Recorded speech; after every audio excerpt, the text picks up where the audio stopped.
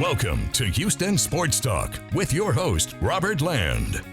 Thanks for checking into the best Houston sports podcast. Robert along with Sports Radio 610 Shaun Bijani, and joining us today is USA Today Texans Wire's John Crumpler back with us. Great to catch up with you again, John. And I'm wondering what has grabbed your attention so far about Texans Camp. Robert, Shaun, thanks for having me on. I'm excited to talk another season of Texans football with you guys.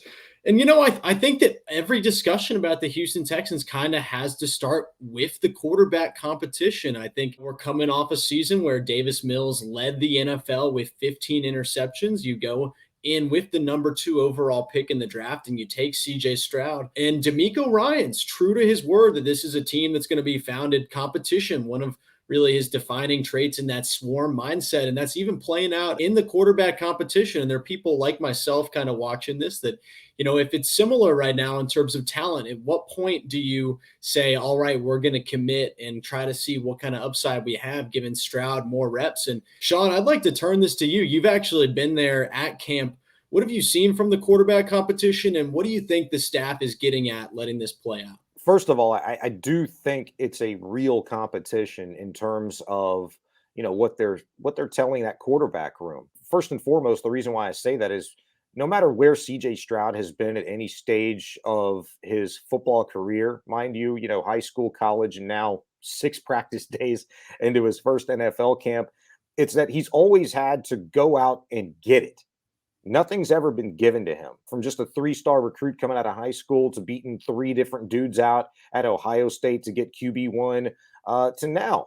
But look, Bryce Young was named starter already in Carolina. The main difference outside of where they were drafted between Carolina and Houston, in my mind, is that there's an incumbent here and one doesn't exist in Carolina. They went from Baker Mayfield to PJ Walker last year, and right now Andy Dalton is his quote-unquote backup in Carolina. And he's the number 1 overall draft pick, and he was the consensus, for a long time. So I think his situation is different. And CJ Stroud summed it up pretty succinctly in basically those words. He said, hey, his situation is his situation, and mine is mine. I think it's important for the Texans to treat this in that quarterback room, not just from a media perspective, as this is a quarterback competition, because it's familiar territory to CJ Stroud. And what I've noticed, through 5 days of training camp practices is, I'll put it this way. If I told you, hey, who do you think the starting quarterback is? And you were a complete novice. You didn't know anything about these guys. You didn't know anything about the situation of this team. Through the first 2 days, you would have said, oh, number 7's your starting quarterback, right? Of course. Yeah, well, it's looked a little bit more even, mainly because since day 2 of training camp, CJ's really struggled in what I'll deem as like limited opportunities. Like he only threw 10 balls in team period today. He was 5 for 10, threw a couple of interceptions, one to Derek Stingley Jr. in that no, yes moment, because it was Derek Stingley, So, I mean, that was cool. Blake Cashman had his 2nd interception. He's now picked off Davis Mills and he's picked off Davis Mills and CJ Stroud now. So maybe start looking at him a little bit more as a serious candidate for a backup linebacker position instead of a special teams ace. He's looked really good, but we can talk about that later. Yeah. I just think it's been more about CJ Stroud struggling, making certain decisions that maybe a guy like Case Keenum wouldn't make. He knows this offense like the back of his hand. Case has looked probably the most steady since day 1, which I would expect. Whereas Davis and CJ are kind of in the same boat. They're both learning a new offense. And for Davis, this is like his 3rd, 4th different offense in as many seasons. So we talk about that all the time and excuse that away for a number of other quarterbacks and various systems every year across the league. It's no different for Davis this year. So it's early. I just think it's a competition for CJ really when it boils down to himself. The Texans want him to win the job. The players, the locker room want him to win the job. And I think they fully anticipate him doing so. I was just going to follow up and you say, and I'm sure y'all have seen this as well. I see this on Twitter. Fans are like, well, it's not a real competition. And my rebuttal is it is a real competition right now. You just said CJ threw 10 passes today. That's not ideal for Davis. That's not ideal for CJ, but they are really letting both of these guys go figure it out. And they're having the same opportunities right now. I think it is a question of, when can Stroud get a hold of this offense? This is a big change from Ohio State, and the staff might value Davis Mills having a bit quicker decision-making, a little more better timing with how he's going to look at these things in an offense that's predicated off of, hey, whether it's you, Davis, or whether it's you, CJ, we think that Dameon Pierce is going to be the engine of this thing right now to start the season. So I do think it's a real competition, and they're just waiting for someone to kind of take it. But still super interesting when you've got a number 2 pick on the sideline that we know week 2, the first home game at NRG, fans are going to be clamoring to see number 7 in the game. I wanted to throw these nuggets out there for you because I think context is important. I think historical data is important, is interesting to a certain degree, especially this. I did this research a while back, and you guys tell me what you think about it. Since the first common draft in 1967, there have been 128 quarterbacks taken in the first round. Only 37 out of those 128 quarterbacks started week 1 for those respective teams. That's less than 30%. So let's bring it back to more present day, right? Because I went back to 1967. In the last 6 drafts, 21 quarterbacks, and that's obviously excluding this past one because we don't know yet, but in the last 6 drafts, 21 quarterbacks have been taken in the first round. Only 6 out of the 21 were named week 1 starters. Remember who was named the week 1 starter? And he beat the Dallas Cowboys in the first game of Texans history, baby, David Carr. There you go. That goes back, further than 6 drafts. But, from a historical perspective, I think that's interesting. And that doesn't necessarily say anything about the rookie quarterback in that year. But in terms of being ready after OTAs, a mini camp, and a full training camp in preseason, 80% of the time, if that quarterback didn't start week 1, they started games later in the season. There's somewhere in the middle here lies what's going to happen with CJ Stroud, in my opinion. I mean, long gone are the days of guys like Aaron Rodgers sitting for 3 years behind a Brett Favre or something like that, and we'd seen a number of those in years past. CJ's in a competition ultimately with himself. They believe that he's their future. You don't take a guy number 2 overall if you don't, but they want him to be ready for week 1 against Baltimore. But at the end of the day, they have to make the best decision for the team. What I don't think is going to happen is a Tom Savage, Deshaun Watson situation from a handful of years ago where Savage is a dude for half and throws 3 picks, and then here comes Deshaun Watson and the rest is history type of thing. But I do think it's important to recognize history and just what is the demand versus realistic for a rookie quarterback coming into the NFL, trying to learn an NFL offense. One of the things that I thought was interesting because, Sean, me, maybe even you, John, we're subjective a little bit with the Texans. We want the team to be better. We're hoping we look at this with an eye of, hey, maybe there's something. Look at that play. Look at this play. But I saw that former Texans reporter for CSN Houston, James Palmer, was in Houston with NFL Network this weekend. And I was interested in his takes. Since he bounces around the NFL, he's seen quite a few versions of the Texans over the years. So he knows the area, he knows the ground and what's been going on here. And he said, among other things, that Stroud carries himself like a vet. His maturity stands out. He also said Will Anderson was beyond advertised, and you can feel the change created by DeMeco Ryans. This is somebody that goes back to the days of Gary Kubiak and Bill O'Brien. James Palmer does. It's pretty remarkable, he said, about DeMeco and the change that's happened there, quote unquote.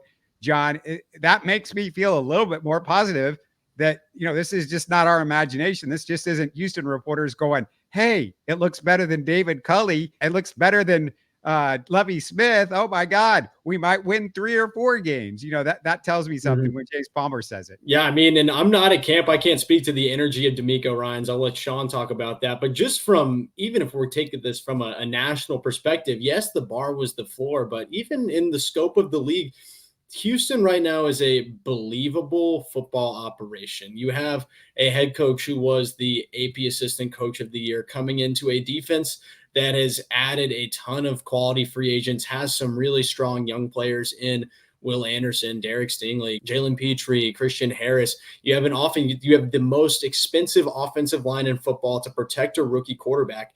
And two rushers who ran for over 800 yards last season. They have the components of a team that is going to win games this season. And it's not, you're not even having to stretch it that far to see a believable path where how does Houston get to 500? The pieces are there. The pieces are, okay, if D'Amico continues to be the defensive play caller and defensive organizer that we think he is, if the secondary plays the talent that they have and the offense isn't a disaster under Bobby Slowik, hey, that's a team that's going to be really hard to beat week in and week out. So forget just the energy aspect. It's just, even on paper, you read it and you say, hey, that's a real NFL franchise. That's a tough out for any team in the league this season. I think really good points. And look, the energy is real. There's no doubt about that. Look, without fans, the Texans had a first couple of days of practice. I think it was Wednesday and Thursday. They let fans in on Friday and Sunday as well. The energy is just at a different level. And what I thought was most interesting about that is, look, day one, D'Amico Ryans said, I think it was unprompted. I didn't think he was asked about it. But, hey, look, the offense didn't come out as sharp as he anticipated and would have liked to have seen. But day two, they made a giant leap. They were more on schedule. They didn't let the heat get to them. They weren't as sluggish later in practice. And so, look, that's a building block. You improved from day one to day two. Today, there were a lot of flags, during team periods. Referees are usually always out there, certainly early on in camp and throughout the regular season during practice days. That's maybe a little concerning to some people that, after 5 practices now, but really the first full day in full pads, I'll say that, you're maybe a little concerned. You don't want to see so many flags because as a coach, it's nauseating. It's frustrating. It stops plays. It stops momentum. It maybe hinders what you wanted to see develop in a certain play within a team period. But D'Amico Ryans after practice today said, hey, look, I thought it was another good day. Yeah, the referees are out there, but it's beneficial to us because we're able to go back and look on film and say, okay, hey, this is what we did here. This is what was wrong. Maybe something pre-snap, maybe a hold here, and we can go out and fix that. So he likes the fact that they're there emphasizing certain things and basically holding them accountable to where they can fix what they're doing wrong on the next day. I think that's the most important thing about going into practice tomorrow is let's see another improvement because the defense right now is 5-0 against the offense if you graded it out. And I wouldn't be concerned about that at all, rookie quarterback or not, regardless of what you think about the receiving core, the lack of talent there. To me, it all comes down to, hey, this is an entirely new offense, a lot of new coaches, and really at the end of the day, and I agree with everything that you said in terms of what they've done personnel-wise, to me, without having looked in depth at every other team in the league, the Texans, at least on paper, have to be one of the most improved teams from where they were to where they are right now. And that's conducive to winning football. Now you've got to actually go out and execute and stack good days on top of other good days. Well, they've got to nip this in the bud because they had a bad day today offensively. So let's see how they come out tomorrow. Something that I do feel a little reassured with, Sean, I'm sure you'll remember this from camp last year. You go out and watch them, and it did feel like the defense won almost every single practice, even last year with Lovie Smith's defense. But this year, I do think the energy is a little different when you look at how expensive some of these pieces are on that defense, just how much talent is there. When you think about, okay, this is a D'Amico Ryans football team. When you made that hire, you put in, this is going to be a defensive-led football team. And, you look at the quality of, okay, this secondary is supposed to be better than these receivers. You've got young quarterbacks. And so last year, I looked back and I would write it off. I was like, it's fine. Davis is checking it down. And we found out, okay, this isn't a great defense. And they were struggling against a not great defense. But this year, I think that could be a really good defense. And it's a really young offense right now, if a young offensive play caller and a bunch of guys coming new into the system. So I do hope they start to stack days. But for now, man, I'd be worried if that secondary wasn't taking care of business against a rookie quarterback in Davis Mills. It's a good point. It's a good point. One of the things, Sean, I heard that was going on is CJ Stroud is carpooling or going to practice every day with Jalen Pitre and really drilling him on what's going on and asking him questions about, all the things that you would want to know as a quarterback. It says a lot about both guys. I think that he's really trying to get out every bit of information out of Jalen Pitre as far as, X's and O's and stuff like that. And that it says a lot about Pitre that CJ Stroud's asking him those questions as a second-year player. Yeah, it's absolutely true. And these are types of stories that when you hear it each and every year in camp throughout the, entire league, it's interesting to a lot of people. But if it's not happening, you have a problem. What I think is interesting and really kind of more conducive to having the opportunity to have those types of conversations from an offensive and a defensive standpoint, getting those two sides talking about football, different perspectives, what they're looking for, is how DeMeco Ryans is setting up the locker room this year. I talked to Clint Sterner about this earlier today. We did a show together, and he actually brought it up where it's like, hey, this is happening. Here's how the locker room is going to be. Everybody's intermingled. There's no defensive side of the locker room and offensive side, and your special team guys are over here. Your corners are all over here. Your defensive lines all over here. No, everybody's intermingled. I've never seen anything like that before, and I've been covering this team since 2006. Going all the way back to the Gary Kubiak days, and it's always been very separated. Defense is one way, your offense is one way. I think that's very interesting. From a DeMeco Ryans standpoint, I don't know how they did it in San Francisco. I'd like to ask him about that tomorrow, if possible. Just James Palmer said that he's never seen a lot of the drills that they're doing out there. He said, I go all around the league, and I've never seen these drills before. Somebody made mention earlier today, I think it was John Lopez talking about it. So he was out there observing practice. Like, man, you got Dino Vasso throwing cones up the DBs, like during ball drills, like just trying to distract them. It's like, I've never seen that before. And it's like, well, that's a Dino Vasso thing, because I saw it every practice pretty much last year. Like, that's every coach has their kind of thing that they're trying to use to make their guys better. And that's just one of his things. And they have a lot of fun with it. And his guys do very well with it. I mean, it's not something you can do with everybody, but the foundation of this defense, you talk about the veteran leadership that you've got back there now with Jimmy Ward, but a second-year player in Jalen Pitre, you can see it, you can hear it, you can feel it with his presence at the podium and just talking with him. The guy's at a different level, and his confidence is through the roof. But you can tell for having conversations like that with a guy like CJ Stroud on the other side of the ball, and with a guy that comes out of the meeting room with Bobby Slowik, as bright of a mind as he is from a football sense, this guy is just eating, drinking, sleeping, breathing football 24/7. You can hear it emanate from him. And I just think that's conducive and that's contagious around the entire team at this point in time. And if it's not happening again, I think you have a problem. But you talk about culture, it's a really good start to developing a competitive, knowledgeable, hungry culture at NRG.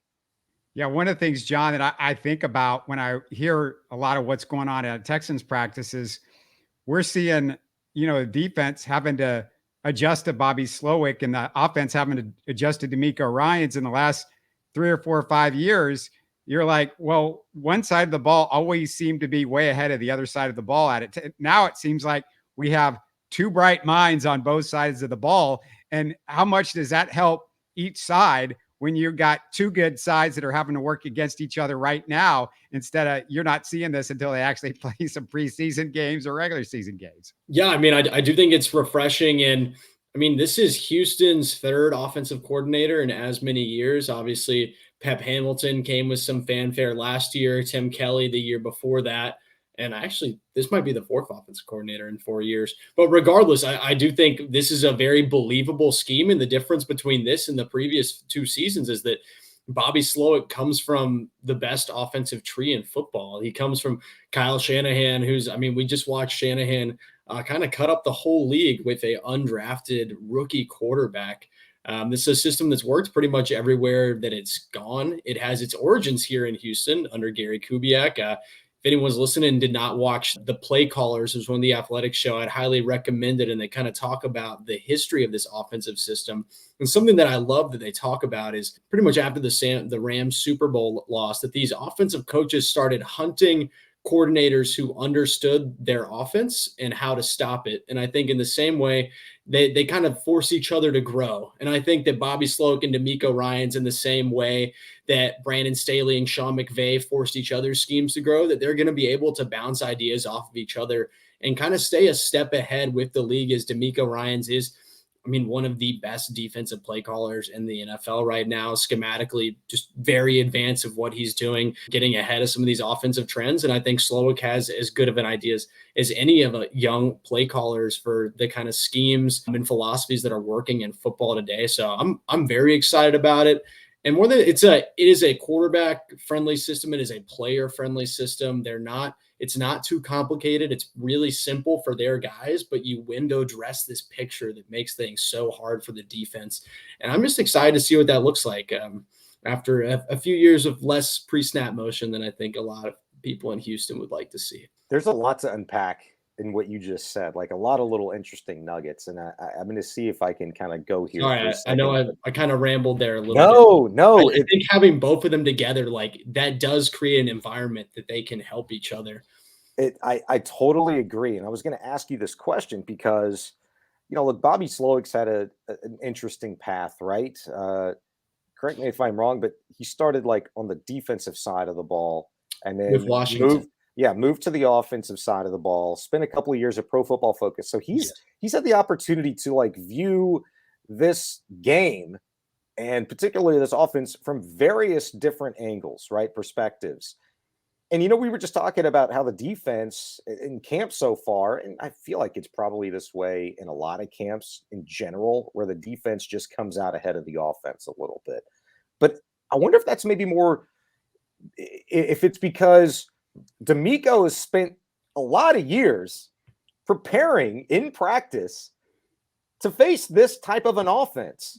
Yeah. And you've got a lot of young guys that, they might be familiar with this offense, but some not at all, particularly your quarterback that you want to be your dude this year. So I just wonder if that's kind of like should make us feel a little bit more comfortable, like ease the concern a little bit in terms of what we're seeing from this team offensively and whether or not like that has any merit at this point in time. Yeah. And I haven't thought about this. So this is me and all my thoughts here kind of workshopping live, but we're not at a point yet where they're going to be, it's not like DeMeco's defense is game planning for what they think Slowik would bring out, but this is a defense that evolved to stop very similar offenses to what Slowik is trying to do. They, for years, like they had to beat the Rams to advance. They had the Packers, obviously under Matt LaFleur, schematically very similar, that same Shanahan tree. This is a defensive scheme that DeMeco evolved kind of facing this tree. So I don't think it's a surprising thing that it probably does have a lot. Well, one, I think there's more talent on the defense in Houston right now, but two, I think the core tenets of this scheme come from, what Bobby Slowik is doing is the most popular kind of offensive scheme in the National Football League right now. And I think a lot of its core elements are designed to go ahead and stop that.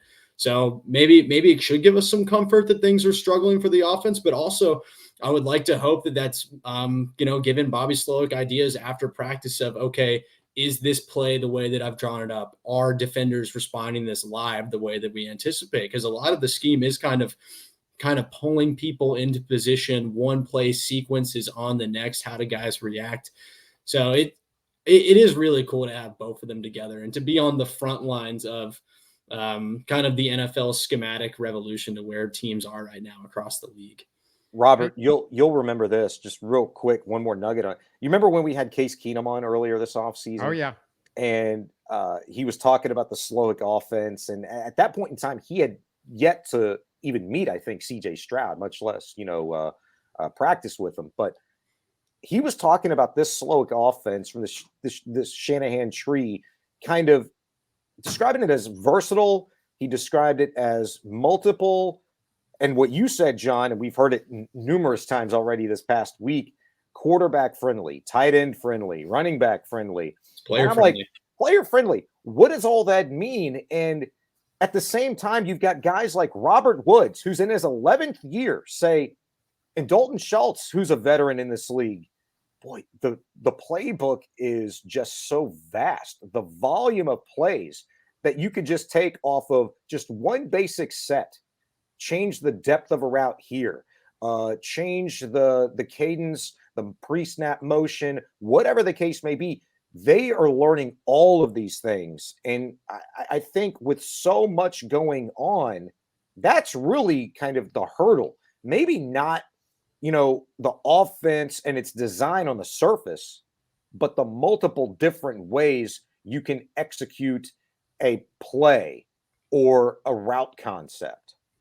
Yeah, Case Keenum also said it was not exactly, or even he wouldn't even relate it all the way to Gary Kubiak's offense, even though it's from the same tree, I guess you would say. And Shaun, I got a quick question for you, because your colleague over at 610, John McClain, was very impressed, or has been very impressed, with Noah Brown, the wide receiver. Xavier Hutchinson appears to be making a few plays and turning a few heads.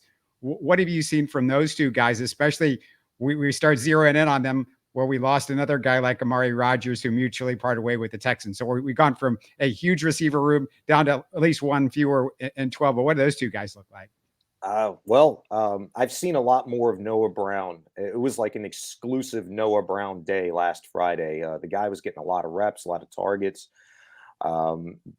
Would have had an opportunity to make some more plays if it wasn't for guys like Derek Stingley and Jalen Pitre.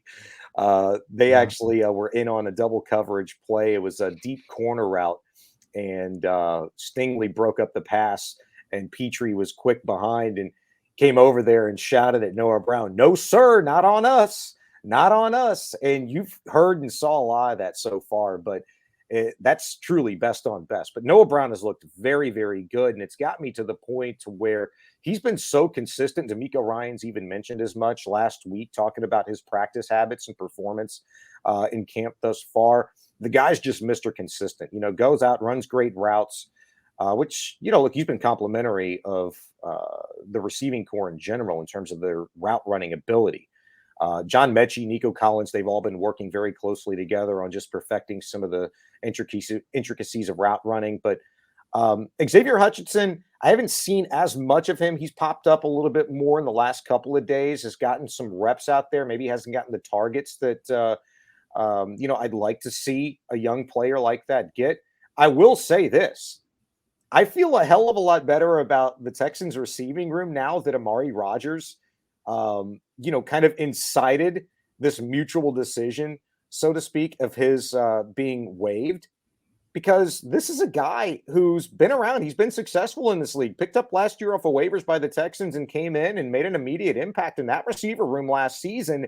And I thought before the draft, we thought, hey, this guy's got an opportunity to do some things, but where's the ball going to go? I think he saw the writing on the wall, like, hey, I'm not going to get much run here. I need to go someplace where I can contribute. And that made me feel good about the receiving room, because it tells me that they've got trust in guys like Nico Collins, Tank Dell, Xavier Hutchinson, Robert Woods, John Mechie. I think that's your receiver room right there. I mean, NFL rosters typically keep 6 receivers. There's your 6 right there. There wasn't any room for them. So now you start to whittle that receiver room down a little bit. They still have like 12 on the depth chart, I think, but we're going to start to see, I think, a little bit more of what guys like Xavier Hutchinson can mean in this receiver room, because it is about depth. You could feel really good about this team, the veteran additions, the guys that you drafted. We can make things make sense on paper, but all it takes is one snap, a guy goes down. How good is this team's depth at those key positions? We're going to find that out over the next few weeks of practice into preseason. Hey, everybody watching and listening, just want to remind you guys that we're going to do an Astros trade deadline show tomorrow. So keep an eye out for that. The trade deadline, of course, on Tuesday at 5:00. John, what's going on with you over at USA Today? What are you working on? What angles are you thinking about? Can you preview anything that you're going to be coming out with? Yeah, so for anyone who doesn't know, I'm John Crumpler, lead analyst at the Texans Wire. You can read all my work at texanswire.usatoday.com. Robert, right now I'm kind of waiting before I take any strong stances on anything. I think it's hard to make big observations before the pads come on. Obviously, this was day one. I am critical of the quarterback competition. I know Shaun referred to him as an incumbent, but I don't think that Davis Mills in a new offense is any more of an incumbent than Andy Dalton in a new Carolina offense that he's never played at. I'm kind of struggling to see how that comes together. The more reports out of practice, especially while they sound the same. And, I'm wondering, okay, if both of these guys look similar and you're not getting a real edge with Davis Mills, what's the hold up here? I thought about writing on that, but for now I'm holding my tongue. Only other thing right now that I am starting out with the Texans Wire is we're bringing back the Texans Wire podcast. I'm doing that with Patrick Storm. So if anyone wants to check that out, at Another Texans podcast. But otherwise, really just excited for this first preseason game on Thursday and to see, like Shaun was talking about, who from this receiver group can emerge, how good can the offensive line look? A lot of things that are going to look a lot more clear once we have live football. Yeah, Patrick Storm does a fantastic job as well. So go check out their show for sure. Keep up with all the Texans with Shaun on @Shaun Bijani. He's Sports Radio 610. I'm going to try to get him out of the studio that he's been stuck in for the last several hours and let him go home to see his wife. But hey, thanks to both of you guys. And John, always great to have you on the show. Thanks a bunch. Of course. Thanks for having me. Thanks, guys. You're listening to Houston Sports Talk. Hey, don't forget to support us by subscribing and commenting on YouTube. You can always listen to us on Spotify, Apple, or your favorite podcast app. Tell your friends about us and share our show links on social media. Spread the word, everybody. Thanks for listening.